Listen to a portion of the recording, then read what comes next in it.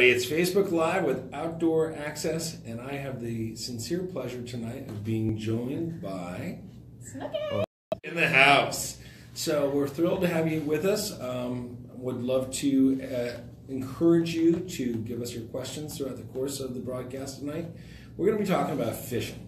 And this is something that a lot of people might not know that Outdoor Access provides because they might associate us normally with hunting. But we've actually made a huge investment this year to add dozens and dozens of new fishing properties, not only in Virginia but also in North Carolina. And as we continue to expand, fishing is going to be a central part of who we're reaching out to and what we're trying to offer. And we are very pleased to have as part of our team Miss Snooki, who is our resident angler expert, and not only that, but just an all-around fabulous person. And so I want to ask you first, how did you get into fishing? So I have actually been fishing all my life. I had a Mickey Mouse rod when I was little, and my dad, mom, and I would go and we would fish with bobbers. When I lost my grandfather 4 years ago, I decided to take this to a whole new level. Fishing helped build my beliefs back. It helped me get back into my friends and my family and just kind of help protect what I needed protected. So I owe fishing everything, honestly. I love it. I love it. And what is your favorite kind of fishing to go out and do? Bass fishing. Bass fishing. All right. Well, let's switch to that. In terms of the time of the year that we're going into the spring. What's really exceptional about bass fishing in the spring? So they're going into the spawn, which is really cool. So you have the opportunity to see bass moving on the beds and kind of hanging out. So it's really cool to be able to take something like the Cinco and drop it down on their face and watch them not attack it for a couple times. And then eventually they will do a reaction strike, which is really cool to watch. So my son, thanks to you, has recently become a fishing addict. Honestly, I mean, every day, when are we going fishing? When are we going fishing? And I can't wait to have him really learn because I'm excited. One of our goals at Outdoor Access is to help the next generation of kids get out into the woods or out on the water to discover the joy of experiencing the outdoors. All right, so I'm thrilled. He may not be interested in hunting right now, but I love that this young lady has gotten him into fishing. And so one of the things that I keep trying to understand is all these different lures, and he loves them, and you've been providing with lots of them. So tell us a little bit, from a layman's perspective, how they differ and which one you should be using at any given time. Okay, so I typically do it on preference, but I like to fish a Cinco, and this is Texas rigged and it's weightless. So this is something that I would be able to throw because it's tucked in where the hook is. Yeah. It's kind of hard for you guys to see, but the hook is kind of tucked into the bait, so technically it's weedless. You can see how I'm not getting hooked.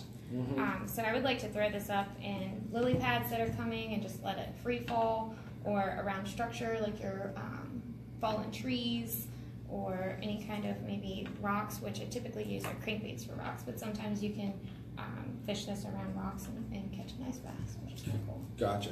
Okay, and so a crankbait like that is more for what kind of substrate or whatever? This is really cool. This is a shallow diving crankbait. This one's actually from Spro, and I will show you. This is more like kind of a smallmouth color, but you can use it for largemouth as well. And I like to fish this around wood because it kind of vibrates a little bit and it'll bounce off the structure, which is really neat. But this bait also can be, fished around the shore area.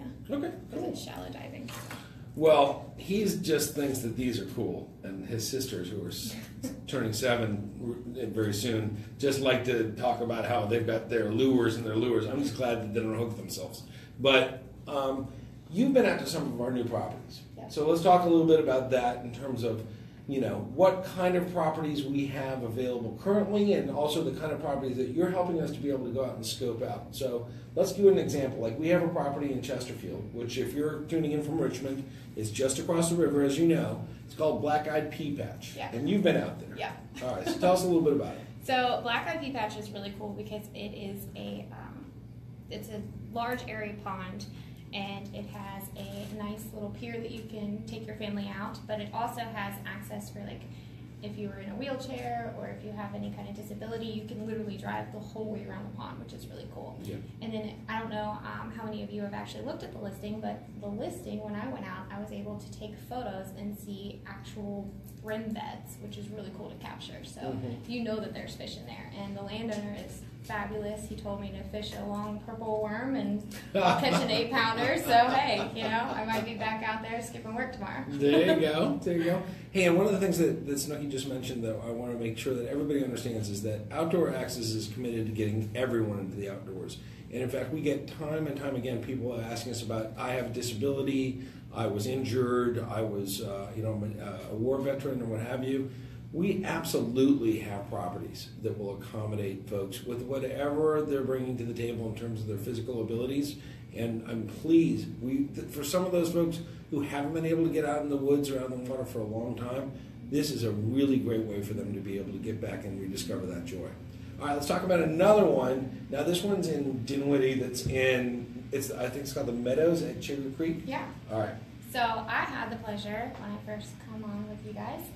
Back, I think it was October, or maybe first week in November, Bruce and I went out. So we met the landowner. We'll give a shout out to Bruce. Yeah. If you're watching, we hey, love you, buddy.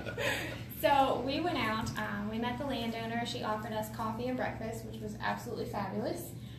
And we were able to kind of push our little crawdad boat right in and fish the dam. I think at that point it was right around maybe between 13 and 15 feet. Mm-hmm. And we were fishing these lipless crankbaits, which is really cool because it was winter.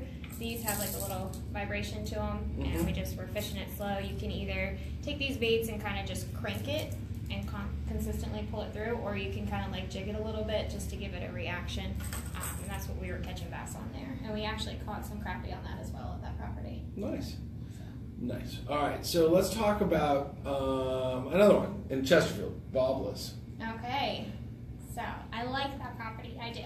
Okay. But I struggled a little bit, and that was only because it was the winter and it wasn't prepared. But that property has amazing fish, so much that we actually had one of our members go out in a kayak, and he was catching them off of poppers on a fly rod, which is so awesome. That is awesome. But that day wasn't very good.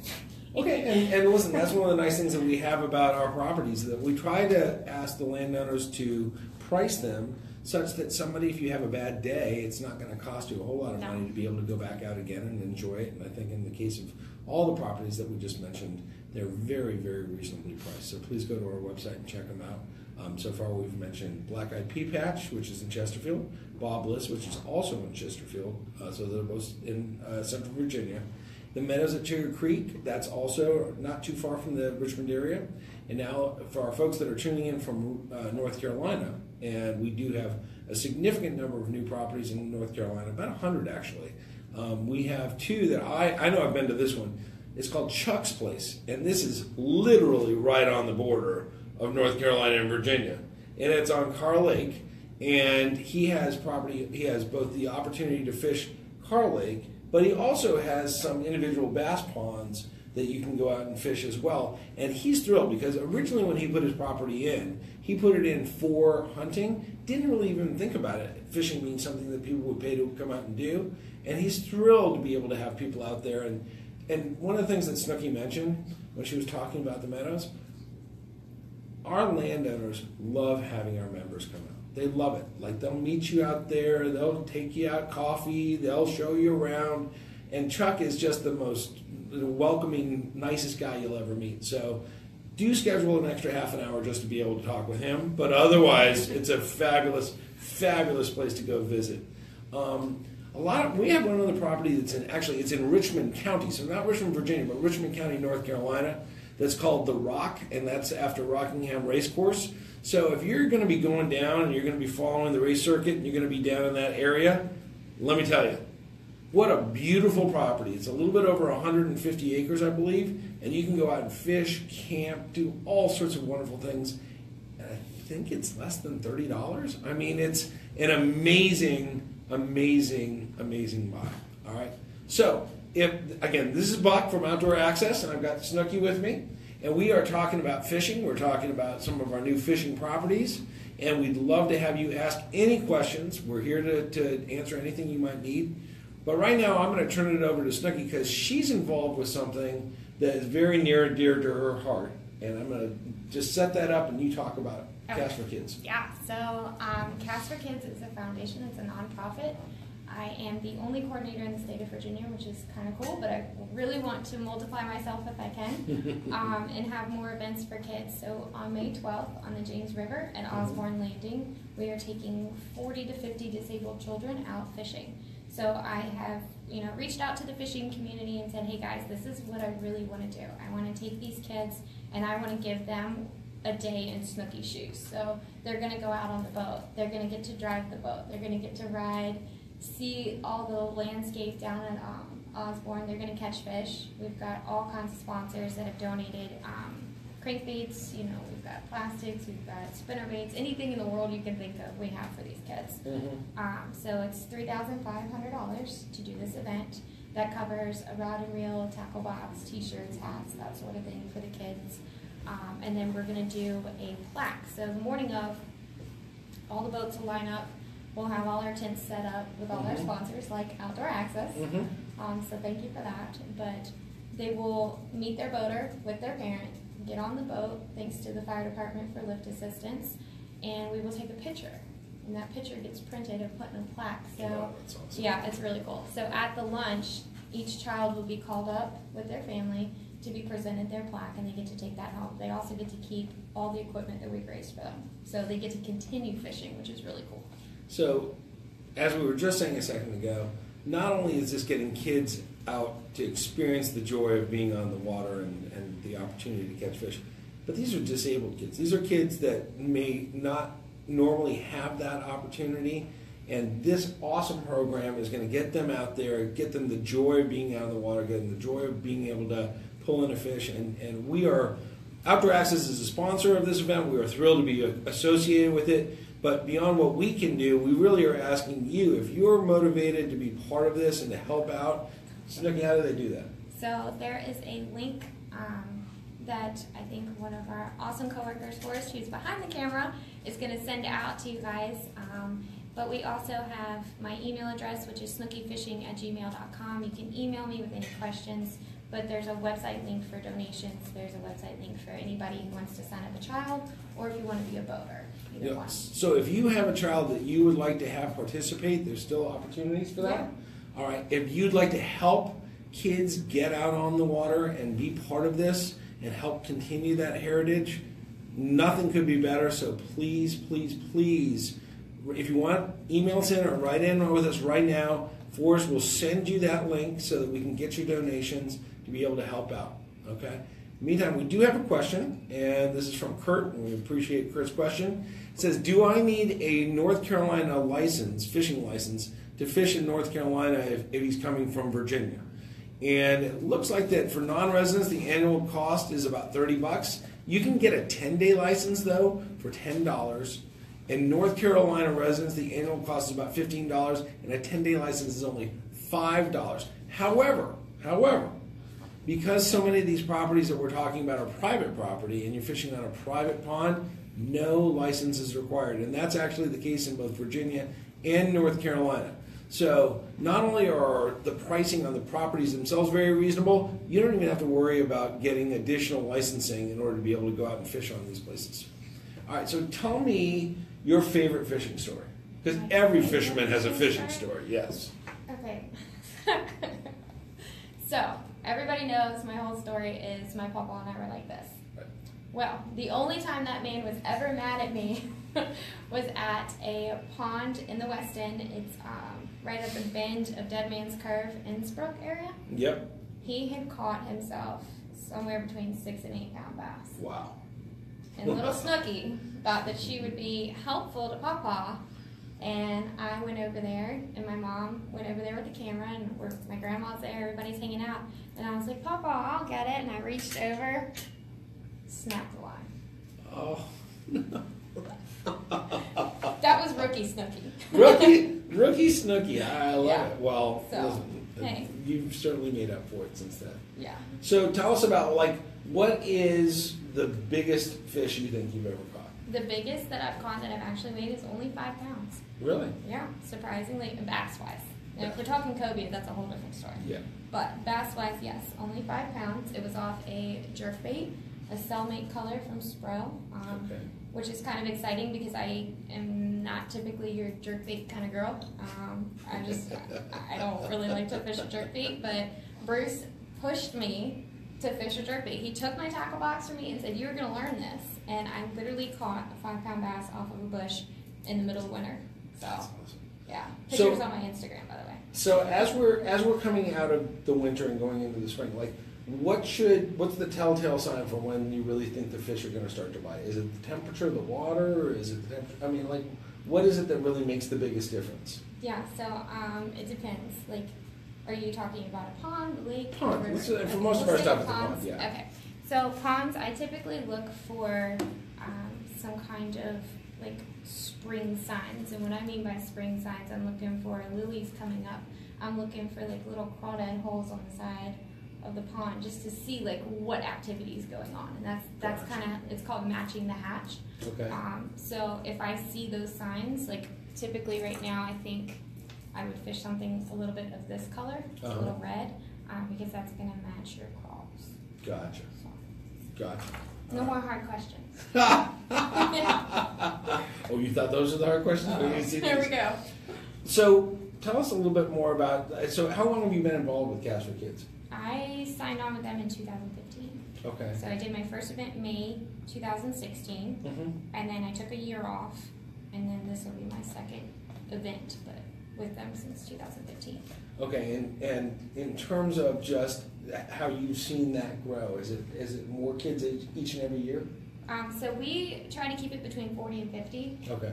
That's what the foundation prefers, and it's just easier when it comes to fundraising and making sure we have enough boaters and that sort of thing. But I have had the privilege of watching all the live feed that I've done and getting awesome sponsors like you guys on board and seeing how people see what we've done together as a fishing community, and then they've taken it and done it in Texas or Illinois or wherever. Yeah. So that's when you know that you've done something good and you are being a successful coordinator, is you're making people want to do it as well. So, and one other question as far as that's concerned is, we've obviously said if people want to give a monetary contribution, we have a way for them to be able to do that. Yeah. If they have kids that want to participate, there's a way for them to. But beyond that, are there people that can just volunteer and be involved? And if so, who are you really looking for? Yeah, so we really need boaters. That's our thing. All right, so all you boaters out there, chime in. So like a pontoon boat would be absolutely amazing just because of the space. So if I have a child that shows up with a walker or wheelchair, or say I have a parent that shows up with an autistic child, but they also have 3 brothers and sisters that came, that space is just awesome. But that's not to say that I won't take a bass boat or a John boat. Just I need to know what kind of boat so that I can pair it up with the right family. So any of you that are watching that have a boat, as you just heard, regardless of what kind it is, if you want to participate and help out, you can make a huge difference in a kid's life for a day, and it's just as simple as contacting us, please. All right, we got another question from Chris. Chris, thanks for writing in. Any good tips for a cloudless day when fish aren't biting very well? Yeah. What do you got? Eat Come a on. sandwich and drink a Coke. It's time to go home. What? Come on, Snook. That's what we're going to give this program. You want me to tell all my secrets? Like, come on now. Come on, give me a little bit. Okay, a little bit. A little bit. I would probably, I mean, again, it just depends on where I'm fishing. Yeah. But if it's cloudy, I might try a spinnerbait or something. All right, so Chris, you got this is just between you and us. All right, so spinnerbait is what she's saying, but I don't know if I trust her on that one. Yeah. All right, so next question that I have for you is, if you're somebody who who didn't grow up fishing, hasn't had a lot of experience in being able to go fishing and whatnot, or who's trying to teach their kids how to fish, tell us the easiest way to get started. Like, what's 101 way for somebody just to be able to go out and have a good time? Cricket and a cane pole. Cricket and a cane pole. Tell me what that means. So go get a bamboo stick, tie a string to it, and put a cricket on it. Okay. That sounds good. I just have to figure out where to get cane poles and crickets. But you I mean, can like, go to like Walmart and get a combo reel for maybe $15, $25. Get a bobber and just teach them on worms. Like, slide the worm right up the hook, cast it out, and just start that way. Yeah. And then start to go to stuff like this, like your plastics or your hard baits. Yeah. And I think that that's the easiest way we teach the kids. So it's just about, kind of getting them excited and getting that adrenaline rush like you saw with your son. I know. Yeah, and then once you get past that point, you can start teaching them how to actually locate the fish and what the fish patterns are and that sort of thing. Gotcha. Well, I tell you what, I learned how to fish with that crooked and the cane pole type of thing, and I've never progressed past that. So I'm hoping the Snooki's going to help me get to the next level before I'm gone from this earth. But we really appreciate everybody joining us today. We appreciate the questions from Kurt and Chris. Thank you so much. Please help out. Give me the date again. When is the Cast for Kids? May 12th. May 12th. And so there's still time for you to either get your kids involved if you have a child that would fit that description and would like to participate. If you have a boat that you can help to contribute and be out there, we need those. If you have a monetary contribution that you can make, so much the better. Just write into us. We will get you all of that information. And in the meantime, please, if you thought that Outdoor Access was just about hunting, you are absolutely incorrect. We are as devoted to making fishing a central part of our value proposition, along with other activities, camping, horseback riding, target shooting, you name it. But really, this year, fishing is a big, big push for us. So if you haven't joined because you really didn't think it was for you, please take a look at our website. It's outdooraccess.com. We have wonderful fishing properties both in Virginia and in North Carolina. In fact, here's a little, we're going to do this every time we do a live thing. We are now at 325 properties, and we're approaching 2,500 members. So if you've been sitting on the sideline, time to get in the water. All right, come on. It's time to come on in. The water's fine. So thank you very much for joining us. We'll look forward to seeing you again at our next Facebook Live. And hey, no matter what, get outdoors. Yeah. Thanks, no. Got it. Got it.